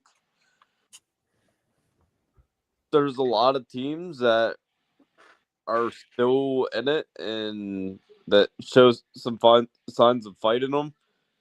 But I'm really interested to see what comes out of this Giannis situation here because yeah, the news was pretty shocking how well kept under wraps it was. Honestly, news like that usually gets out and it gets out quick. So, just something to monitor and keep your eyes on. I don't necessarily think that he's gonna be traded tomorrow or by the time we wake up or anything like that. No, it's gonna be it's gonna be weeks. But it is definitely something to keep tabs on. So wait, did I miss something today? You did. Yeah. You absolutely fucking did. Okay. I've been so focused on football and hockey. Tell me, please. I have got you. Today, it was released that Giannis asked out over the summer in the off season, and they pretty much said no. And now him and his agent are deciding if it's still in his best interest to stay or not. What I have is him and his agent have started conversation with the Bucks about his future and discussing whether his best fit is staying or elsewhere. Resolution is expected in the coming weeks. Oh. Yep. So they got 2 months to figure it out, basically. Celtics, get them picks together. Get them picks together. No, literally. Literally. A team I've seen thrown around a lot is the Knicks. See, and yes, but the Knicks, the thing about the Knicks, though, is they get Giannis, but they're giving up Brunson. I promise you that. Yeah, it's most likely. They are not. The Bucks would be out of their mind if they wanted to get Giannis, and Brunson's not a part of that package. Right. They'd honestly be out of their mind. That's the only player of value off a straight. Like if you're doing the values, because it's just 1-to-1. Brunson is the only guy that can match up to even somewhat of Giannis's value, because I don't think they're going to take Karl Anthony Towns. Right. And then if you take Karl Anthony Towns, then you have to package him and probably OG Anunoby or Miles Bridges, Mikal Bridges, and then you got to package picks. And it's like, okay, you put Brunson and Giannis together, but Brunson's best with the ball in his hands. Right. So this is an interesting situation that the Knicks, thank you guys for updating me, because I wasn't really into that. I was watching Premier League today, just freshening up on stats for football for the pod. So I didn't really see the NBA news. It came out today. Yeah. Yep. So the fact that he wanted out in the offseason, he's been playing the way he's been playing and stayed there. Maybe that's why he's been talking about he's had injuries, non-contact injuries. He probably just don't want to fucking play. It left the game today with an injury as well. So yeah, and it's like it was a non-contact. So non-contact. So you don't even know if he was. I don't know. The NBA has been iffy lately. You never know. So that's an interesting fucking piece of information. Like I honestly didn't even know that. That's crazy. And if Giannis goes to New York. It's still I think that New York would be giving up too much, and this might be a year for New York, even though we hate them, but I'm just being honest. This could be a year where they could go to the finals because of how wide open it is. Exactly. They could, in the way that Jalen Brunson plays, the guy's a monster. When Karl Anthony Towns is on, he's fucking on. When OG Anunoby and Mikal Bridges are clicking at a high level, that team moves like a well-oiled machine, and the Pacers are out the mix right now. And a lot of teams are out the mix. The Cavs can't put it together. This is another year. I don't know if Donovan Mitchell's going to want to be here after this year. Right. Honestly, he might request a trade. And at that point, we've seen Giannis linked to the Celtics on multiple occasions, multiple rumors. It might sound crazy. If he was a smart man, he should But be real inclined. shit, He should be inclined. I'd give up Jaylen Brown to get Giannis. I'd do it. No, that's fair. You're not giving up Jason Tatum. Oh, for sure. So, For sure. I mean, honestly, they were even saying the most likely two guys that might end up getting traded at the deadline for whether it's a center or a power forward to add depth, maybe even for sure like a star type of center. Yep. It would either be it would definitely Anthony Simons. Oh. And definitely, I would assume from what I read, Sam Hauser. So if you could package both of them to get them, and maybe a couple draft picks, you could get a center. That wouldn't be enough to get Giannis though, because if I'm the Bucks, I would. Yeah, no. Anthony Simons, you could kind of maybe, but if they're not taking Sam Hauser. I know that for a fact. They don't want a guy like that. Nah, they need a guard. Exactly. Like in Simons, like you said, like that's not enough. But like if you have like that's part of something that can get something moving, but you got to be somebody else. Like, hey, really, it could if you really want to make the splash, you might have to throw Derek White in there. Derek White and maybe White, Anthony Simons, and maybe Hauser, maybe even somebody else 4-for-1 in a draft pick or two. Like it might have to be an actual blockbuster in order to get Giannis over here because that or a multi-team trade. That too, to make up for it, so we can get him. Because if we just send. We get into a 3-4 team trade. I feel like that's probably the only way we could do it. Exactly. And you would have to give. I don't see a world where you don't give up Jaylen Brown though. I don't see a world. Might sound crazy, but if you were to get Giannis, like just assuming it's us and them, nobody else is involved, whatever. I think I'd almost rather give up Jaylen Brown, and I'm not sold on like trading Brown as much as he's been in rumors already and what he's showing this season, whatnot. But I think I would rather trade JB and Derek White if you're getting Giannis, because you said JT? No, JB. Oh, I was like, yeah, no, I don't know about that one. But sorry, continue. JB, Jaylen Brown. I think I'd rather trade Brown than Derek White. Because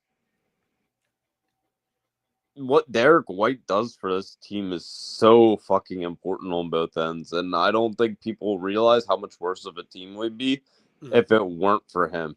That trade with San Antonio was the best thing that happened to us in a while.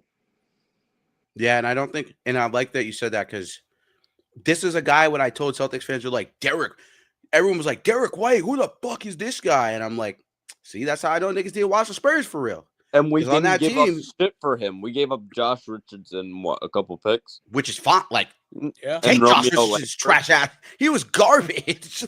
Like, take Josh Richardson. Like, I agree with you. Like, that White trade, like you said, it was honestly the best thing that possibly could have happened to us at the time. It's just because of the way that White plays.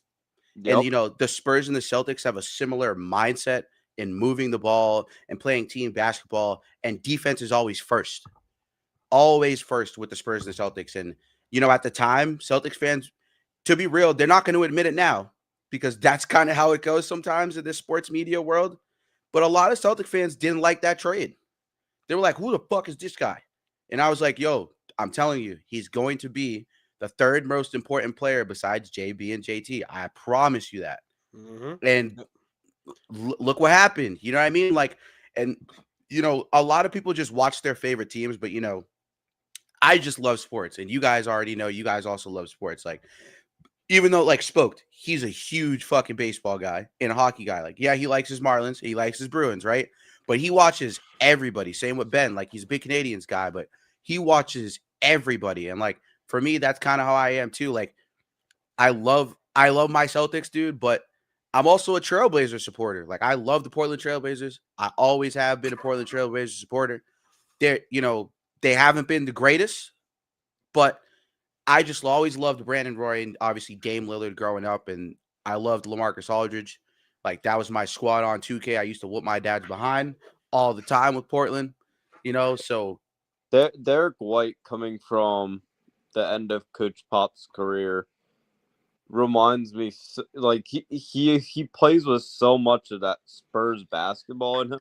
Where he's constantly moving the rock and spacing the floor, doing everything you need to. And you go back and you look at that 2011, like that late 2000s Spurs ball movement. It's so pure. It's so clean. It's fucking amazing to watch. And if we traded D-White, we get rid of so much of that. And I don't think fans realize how big of a hit that would be.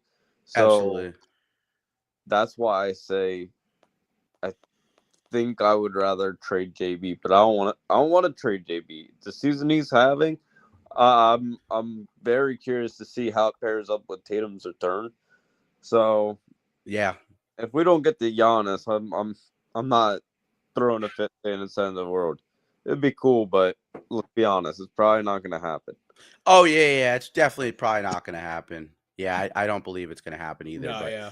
if it were to, you would have to give up Jaylen Brown because they're not. Yo, giving I'll up work Tatum. my Greek magic to make it happen. Yeah. Go fly to Greece and talk to his family for us. Convince him. There's a big. I'll talk to my long lost cousin. I got you. It's funny you brought that up because my last point was gonna be, bro. Dog, there's a huge Greek community in Massachusetts, man.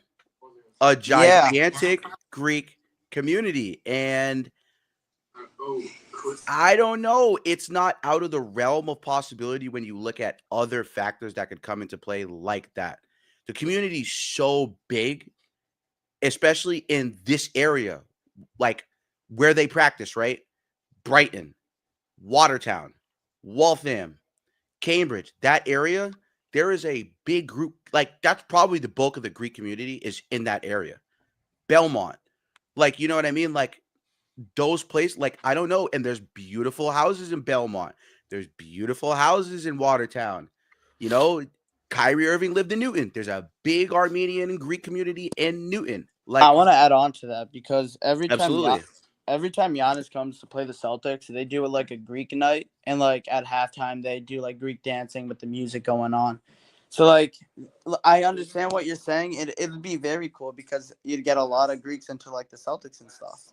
Yep, and his kids too. You know what I mean? Like, this greatest education system in America.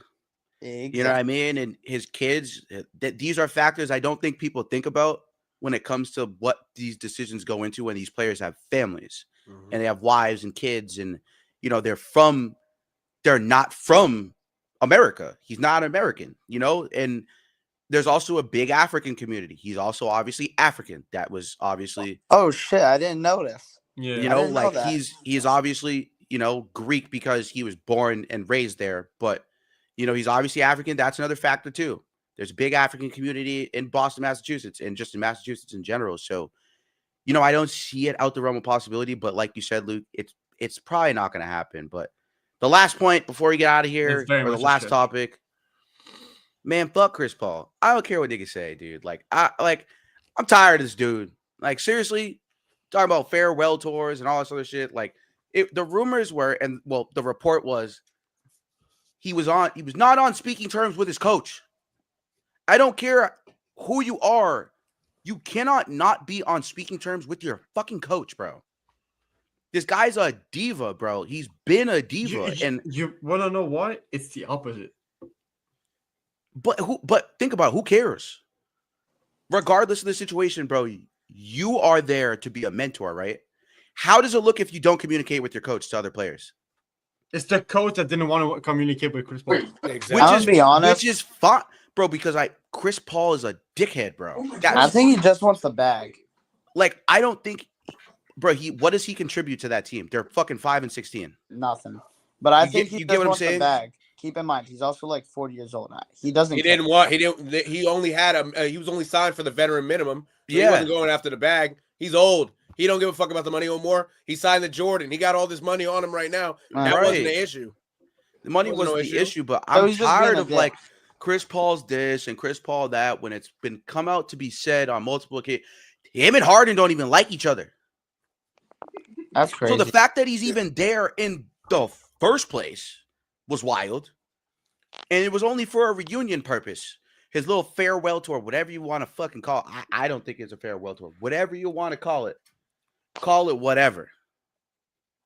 But I just I'm over it, dog. He's never won a single thing. I'm not gonna sit here and act like it's all his fault, but he's great. Don't get me wrong. He was the best point guard in the league for a while. He was at a certain point in time. But I'm over Chris Paul. Like at this point, dude, like I'm just over it. And I get it, right? It's to be said that Ty Lue didn't have any communication. Bro, Ty Lue is literally a player's coach. He had to have said or done something in some sort of capacity where Ty Lue was like, I don't want to deal with this shit. Ty Lue is a player's coach. He's not an authoritarian like Tom Thibodeau.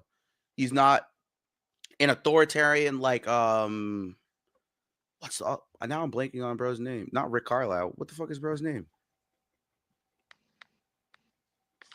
Who's the coach for the Mavs? Jason Kidd. Jason Kidd, yeah. More of an authoritarian type of style. For real. Yeah. Like, if you're butting heads with Ty Lue and he doesn't want to talk to you, this is the first situation I've seen where someone doesn't want to talk to Ty Lue. Genuinely. Or Ty Lue doesn't want to talk to somebody else. So, like, for me, I'm over it. Cool. You had a great career, buddy. No chips, no rings, no nothing. Cool. Get out of here, bro. Just retire. No one's giving you a roster spot at this point. That's what I'm saying. Sign somebody else. Cool. See you later. Like, I don't know. The fact that they even, like, that was even a thing, I don't think it says more about Ty Lue. I think it says a lot more about Chris Paul. So, how do you guys feel about that situation? I think minus maybe a couple exceptions. Ever since Kobe retired, everybody's been looking for these massive farewell tours, and the truth is, most of these guys, they don't love you like that. So, and again, Kobe's was how significant because of the player he was, and cultural icon more than just a basketball player. Like other than that, the only other real iconic retirement was Wade, and other than that, some of these guys are tired and looking for love. And it's like, I'm going to be stretching it out a bit. We're watching the Utah game on the other tab. Right. But I'm going to be honest, we're stretching it out a bit with these like guys who've never won a ring doing anything. Just remember for a couple cool highlights. Like, to me, Chris Paul will always be remembered as just a true point guard who, he scored 60 in high school, and he turned into one of the elite playmakers in the NBA. Cool. No rings, no real accolades to back his story or anything. Then he got shit on by Giannis at the finals. I think the only one that would deserve a farewell tour at this point is LeBron. And he will. He will get and Curry, bro. Yeah, but Curry, I think Curry's farther away from retiring than LeBron. Like, I genuinely think LeBron's last year is next year. Like, like you see the way that the whole interaction. I don't know if you guys saw this yesterday, but JJ Redick was repeatedly calling this dude's name, and he was just talking to the Suns bench, like just straight up ignoring, to the point where JJ Redick had to call a timeout. Like, I think LeBron's just checked out. And that whole situation where he missed like the first 3-4 weeks, they said it was because sciatica. It's because of that whole betting shit. Promise you that. Promise you that. They'd never let me say some shit like that on ESPN, but we ain't on ESPN. I'm just keeping it a stack. The only reason why he didn't play is so that whole thing could blow over. So nothing blew back on him. Because why were his associates involved in the whole entire gambling ring?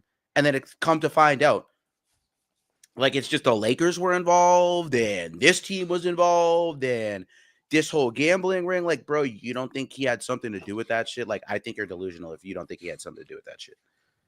Now, all I got to say is what I got from all this just because Chris Paul ain't win a ring don't mean he ain't been doing shit.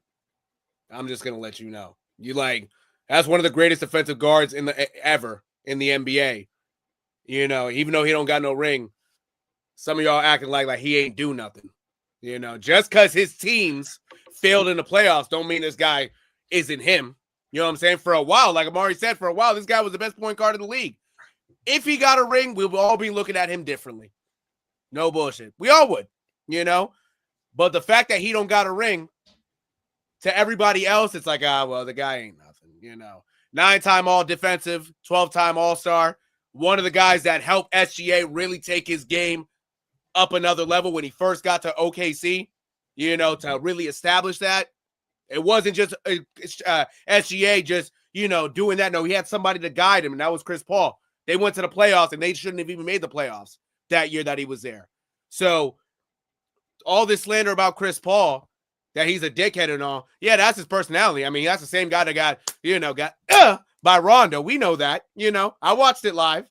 But you can't say, like, oh, Chris Paul, you know, he don't deserve to retire. Like, he was a Clipper, you know. If he wanted to go out, truthfully, he could have went to the Pelicans, just how, like, fucking Vince Carter did, and go to the Falcons, go to the Hawks for his last year during the COVID year and say sayonara. Yeah. But, I mean, you know, you shouldn't really talk all this negative about Chris Paul in terms of, like, you know, what he is doing now, because the guy that he was before, he was something else. Just because he ain't get a ring, it ain't like, you know, the guy ain't nothing. But it ain't even just about Chris Paul. A lot of the guys that are good, that have these storied careers, just because they don't get a ring, you look at them differently as of the D Wades, as of the Dirk Nowitzkis, who got that farewell tour. So I got to say that, but at the same time, you know, Chris Paul, he just ain't the same, and that team is 5-16 or whatever the fuck their record is. So, you know, get him out of there, and hope if he don't get another job this year, hey, he had a great career, but you know, he just has to sit just at home. keeping it a stack.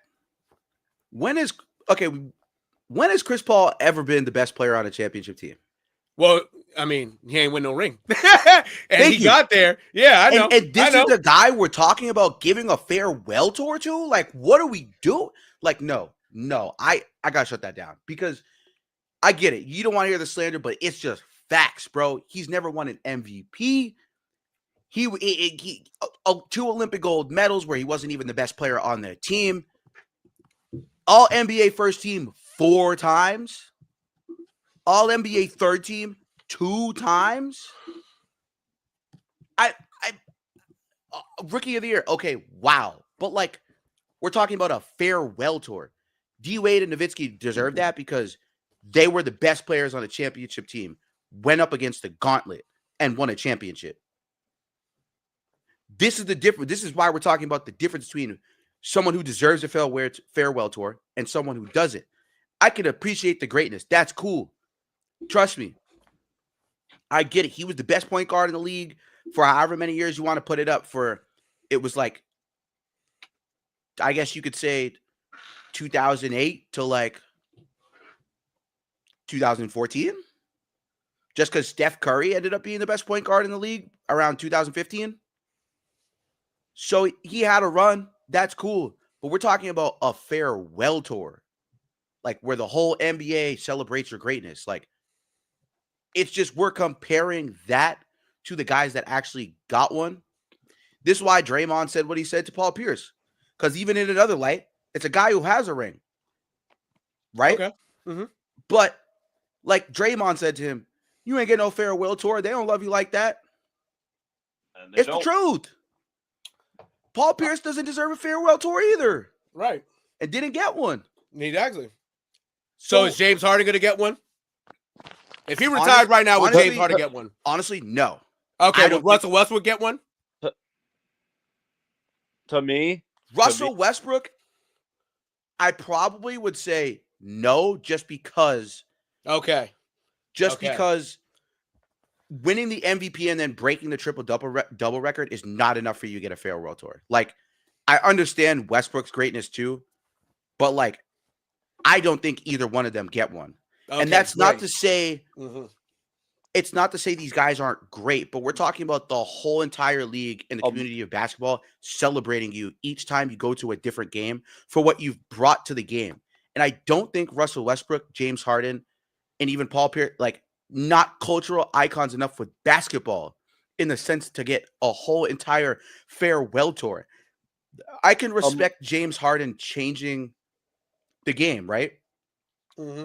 But we look at Steph Curry, best player on a championship team twice and won 2 times with supporting cast that were great. And don't get me wrong, but when they take the 2 championships away because of KD, which is fucked up, but who gives a shit? Right. For real, because he's already has 2 champions. He went up against the Celtics, arguably probably a better all-around team than the Warriors were. And he beat us. Shitted on us. Amari, you said a name that made me think about something. You said about Paul Pierce. Right. I think what CP3 deserves or should have got, rather than looking for a farewell tour, is pretty much the same thing that we got with Paul Pierce. Not necessarily a farewell tour, but he had that last game in Boston when he was on the Clippers, and he checked in the game with like less than a minute left or something like that. IT was still on the team at the time. This is before the hip injury, and he said, "Love you, keep doing your thing, killer." And they passed. Boston chanted for him to get in the game. When they subbed him in, he came in, he drilled a 3, and that was it. No real farewell tour, but that moment was kind of like, that's your thank you. Like, he wasn't real. I'm not going to sit here and say Paul Pierce deserves a whole entire farewell tour, but that's the most deserving thing I could see CP3 actually deserving. Not a whole farewell tour. Amazing point. Not like Kobe. Amazing point. And, I think Chris Paul definitely deserves, like you said, some moments. New Orleans, they should celebrate him. Right. He should get a farewell in New Orleans. He did a lot for the New Orleans Hornets in that franchise. But however, when you were not listening to get your coach just because you want to be a sour ass bitch, it is not your fault if you get cut the next day because you're no longer relevant. You kind of fucked it up for yourself. And the rumor was he was holding people accountable in the building, and that's why they supposedly cut him. But I don't fucking believe that. I genuinely don't. I know Kawhi is a quiet guy. Let me rephrase that. It seemed like Kawhi is a quiet guy, right? But it's been said, and teammates have come out and said, Kawhi is pretty vocal in the locker room. Kawhi is a guy who leads by example. James Harden, we've heard obviously iffy things about him being a leader. But now his resurgence for his career, I like to keep it consistent. Like I said, I don't think Russell Westbrook and James Harden deserve one either.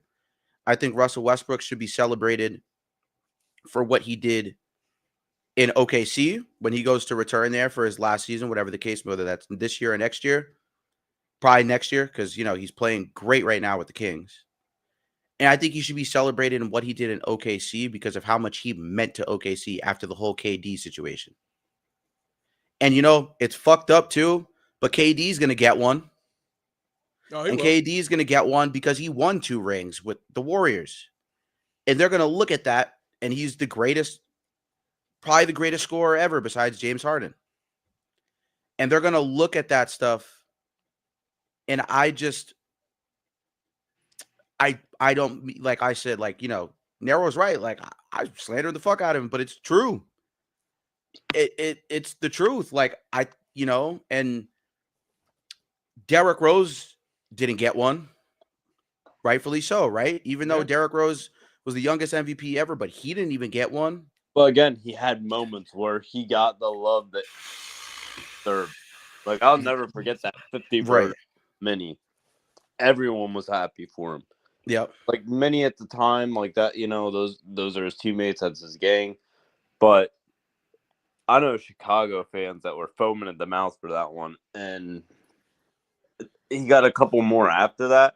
But it was one of those fitting things where he didn't really need a farewell tour, but it was all love and them.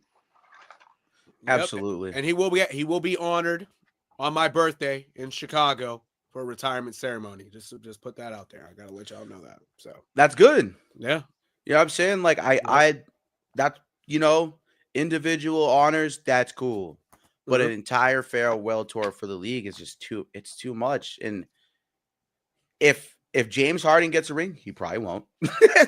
And that's why I said Harden or Westbrook, because He probably that's won't. the thing. Because if you look at Paul right now, you have to compare those two.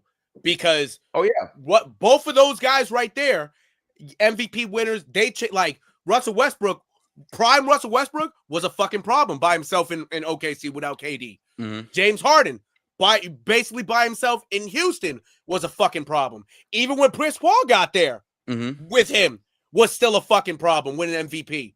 Almost beating the Warriors if fucking Chris Paul didn't get hurt in game 6. You know what I'm saying? Like that right there, you got to put those guys in the same category. Absolutely. Because even though they did shit, they still didn't do the big shit. I'm glad you brought that up. That's exactly. So that's what I'm saying. All the slander about Chris Paul, he was still that nigga. Respectfully, he was. But because he didn't get a ring, he don't got this on it. My fault. This on his finger, it don't mean shit. Respectfully, it don't. And that's still, and Chris Paul is still Chris Paul. But you look at him now, Chris Paul's older. You feel me? Yep. He ain't the same name. He's only getting, 10, 12 minutes a game off the bench when he was playing for the Clippers. He wasn't doing anything. The team sucks. Respect at the moment. Could turn it around. But when he was there, they sucked. It's, you can't really give him that farewell tour. But you can, like you said, Luke, and even Mark, you could celebrate him. You can. That's what I'm saying. If he stayed on that team long enough to play New Orleans, they would. Man, even though he got his way out of there and whatnot, went to the Clippers and really wanted to go to the Lakers, and that trade was blocked. That's still a guy that did a lot for your franchise, even during when there was Hurricane Katrina and they were playing in fucking OKC. Yeah, he was still putting on a show. Yep. So you got to show him the love, But again, in how we look at these guys, a ring does matter. It does. You know what I'm saying? And that's the fucked up part. Because even the greatest players in the world, you look at football, even with Barry Sanders, Calvin Johnson, guys like that, a ring actually matters. The talent is there, but because you don't got a ring, you're always looked at as like, this guy was one of the greatest, but he ain't getting no ring. You feel me? So it's not even just for Chris Paul. It's going to be like that as we get older and as we continue to go on life with a lot of these guys that go into the league, and leave the league. Yep, so, absolutely. Yeah. Absolutely. Steph and LeBron, I feel like that's the only two right now. No, exactly. Those are the only two guys who should get a full farewell from every single team in the league. Mm-hmm. Hell yeah. Especially for what they've done for basketball in general, how much they've influenced basketball, the culture around it. Everybody, when we were kids, they'd yell Kobe when you went up for a jump shot. Then when we became teenagers, bro, we was in high school, especially me. I always used to yell Curry because that was like the play style I had in high school. Right. Steph Curry was and Klay Thompson. Those are my two favorite. And Steve Nash was obviously my favorite of all time. So, I didn't even think Steve Nash, obviously, because he didn't win a ring. No, exactly. That's my guy. And it sucks to see these situations too. And you see a lot of them. And Chris Paul, I respect what you've done in the NBA. And I respect the fact that you're a gold medalist and you won USA Basketball Male Player of the Year. That's cool. But in terms of just like NBA accolades, man, like the whole league should not be doing that. And D Wade and Dirk deserved it. Because if I'm not mistaken, I think D Wade won an MVP. He did. Yep, he did. So, and I'm not gonna lie, I even think did Dirk win one? Did Dirk win MVP in 06, 07? Let me see. Let's see. Because I believe he might have actually got one too. Yeah, he did. Yep. So they both won MVPs. So and again, but like you said, those guys won it. Dirk put the team on his back and won a ring. D Wade, early part in his career, even with fucking Shaq on the team, won a ring. Yep. You know what I'm saying? Yeah. And even with a bunch of Hall of Famers on that team, a couple, I should say. That's still a guy. Those are still two guys right there that they were the driving force in winning a ring. So even in 18-19, when they both retired and they both made it to the All-Star game, also as special and special players to play in the game, that right there, that's a celebration right there. The rest of it, as at the end of the season when they both retired, that deserves it right there because they actually won it. these guys right now, the three that we mentioned, and even everybody who we're going to mention before and later as life goes on, you got to win it. If you don't win it, it don't mean shit. Tom Brady obviously got 6. If he was in the NBA and he did what he did, hypothetically, he would have got one. You know, that right there, because they won. You know what I'm saying? It matters if you win. If you don't win, they're going to do you like fucking Vince Carter, truthfully. And Vince Carter, you know what I'm saying? And that's fucked up because it was the COVID year. Oh, no, my fault. It was when COVID happened, right? And he didn't get the proper send off and whatnot. But, you know, it's gonna be like that. Like if Chris Paul continued to play for the Clippers or whatnot, he probably would have got a Vince Carter send off, truthfully. It wouldn't have been the same. It wouldn't have. Yeah, no doubt. Yeah. And like you said about Dirk too, you know, Dirk was also one of the only players 50-50-90 club. Yeah. Like, you know how hard that is to do. Like 50-50-90 is crazy for a power forward at the time. It was unheard of. Absolutely unheard of. And like, you know, like I said, like, you know, Chris Paul, like I respect it. It's cool. You had a good career. You had a great one. You got some accolades along the way, but winning matters. This is why we play sports. Winning matters. It does. That's also why I get upset when people say Patrick Mahomes is the GOAT over Tom Brady. There's no way in hell. And I'm a Chiefs fan, guys. There's no way in hell I could ever put Patrick Mahomes right now over Tom Brady. You could There's say just no way. But you can't put him in conversation with him. No, you can't. You can't even. Brady beat him twice in the AFC Championship and the Super Bowl. Brady's gone. If Patrick Mahomes don't win 6, there's no conversation. None. And especially if he doesn't reach 6, it's going to be like, damn, he couldn't beat old Brady. Just imagine if he was going up against prime Brady. So, well, respectfully, when Brady beat him, he was still in his prime that first time around. The second time around, Brady was still a beast. He was a top 5 quarterback. So I'm just saying, you can't really say old Brady because Brady is Brady, man. That's why I say what I'm saying. Brady is just one of those athletes that just is what it is, right? Right. It just undeniable greatness, dude. You can't deny it. You can't take it away from him. You can hate the Patriots because they beat your favorite team all the time. That's perfectly fine. But you can't deny greatness, man. You can't. And that's the same thing with Steph Curry and LeBron. You can't deny what they've done culturally for basketball. Right. And even look at Michael Jordan when we were young, right? Michael Jordan, we know Michael Jordan from the Bulls, right? Yep. We didn't give a fuck about what Michael Jordan, if we were this age back in 2002, we wouldn't have given a fuck what Michael Jordan did with the Wizards because he came back. You know what I'm saying? Yep. That team, right. That right there wasn't going to define Michael Jordan's career. But what did they do when he retired? Every fucking team gave him a send-off. Why? Because Michael Jordan, for, you know, really the 90s, late 80s scoring-wise being him, but the 90s winning the rings, he dominated the NBA. He left and came back and still won 3. You know, you can't take that away from Michael Jordan. Him on the Wizards, they gave him a send-off, you know, a celebration at the All-Star game, and they still gave him a send-off because it's Michael Jordan and he changed the NBA, right? And again, like Amari just said, that was pre-Bron. That right there, he retired, Bron came in, right? That figure that you look at that, oh shit, this guy's different. This guy's, you know, all that shit. There was a new guy right there. But the guy before him, who the new guy looked up to, they gave him the proper send-off. Yep. That's why when you look at Chris Paul, Russell Westbrook, James Harden, they were guys that had the game, had the talent to do what these guys are doing, in a sense, like putting up numbers, doing what they had to do. But they still, when it came to the real shit and putting these rings on your finger, they don't got it. So it's different. It don't, you know what I'm saying? So when Russell Westbrook, and quite frankly, even this could be Russell Westbrook's last year, right? In a sense, we don't know, but it could be. Even if he retired right now, even if he retired at the end of the year, right? It's gonna be, oh, Russell Westbrook retired. Oh yeah, he had a great career. You know what I'm saying? It's not gonna be like, oh damn, Russell Westbrook retired. Oh, for real, because it don't stick like that. Right. You know what I'm saying? It's just how it is. It's just how Absolutely. No, Yeah. I got a question for you guys. Mhm. So you guys said that you think Curry and LeBron deserve one. I do too. What do you guys think about Durant? You think he gets one? Yes. He And should. He should. He He should. No, should. I think so too. Yeah. I'm not gonna. I can't be.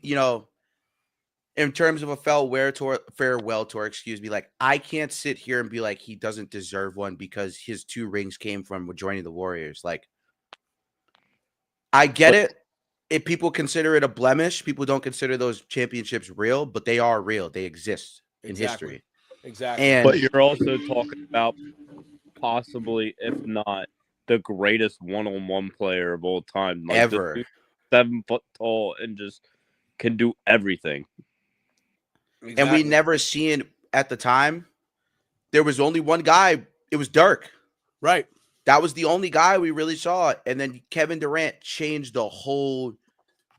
Like Dirk was mostly a post-up player. Right. You get what I'm saying? He didn't like, have the handles, the speed, and the lateral movement. It was just a post-up fade. That post-up fade is going to go on. Yeah. It was Dirk's skill that, like, he wasn't the most athletic, right? But he was more than often not the most skilled on the court. And that's what made Dirk great. Same thing with Tom Brady, right? Like, I'm not comparing Dirk to Tom Brady. I'm just saying in terms of what powers they had and how they used them. Tom Brady wasn't the most athletic. He wasn't the fastest runner. Right. But he did have a rocket arm, and he was always the smartest. And that's the same thing with Dirk in terms of using their skill sets to their advantage for their greatness. Like, Dirk knew he wasn't going to be the fastest. He knew he wasn't going to be able to handle the ball like a point guard, right? But he knew if he got to his spots and got his jump shot off, which is one of the prettiest, nicest jump shots, greatest jump shots we've ever seen in our lives, he took that and knew what to do with it.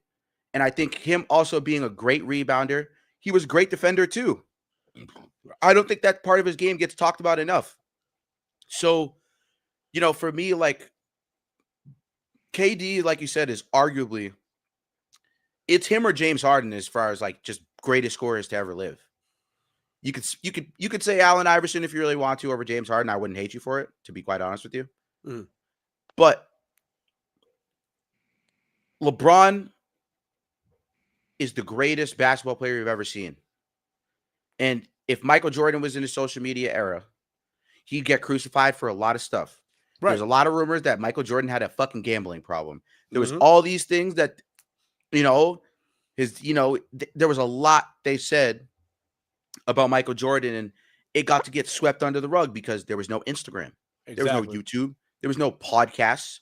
There was no deep diving into this stuff because it was so protected. LeBron had pressure from the moment he was 16 years old. 16 years old. Kevin Durant had pressure from when he was 18 years old. Michael Jordan got cut from his basketball team in high school. LeBron didn't. KD didn't.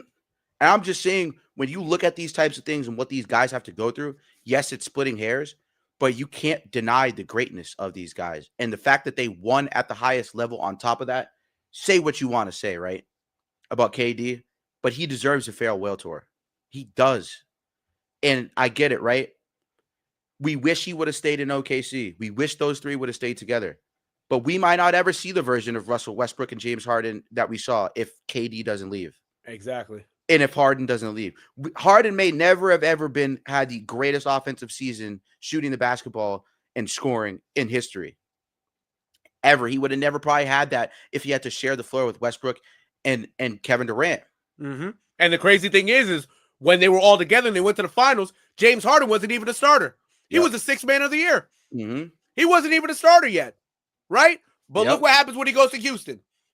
We don't even got to say it. We all witnessed it. He did a lot of shit that, oh shit, I didn't know James Harden could really do that. I knew he could score. I didn't know he could drop 50 like that, 50, 10 assists and 10 rebounds.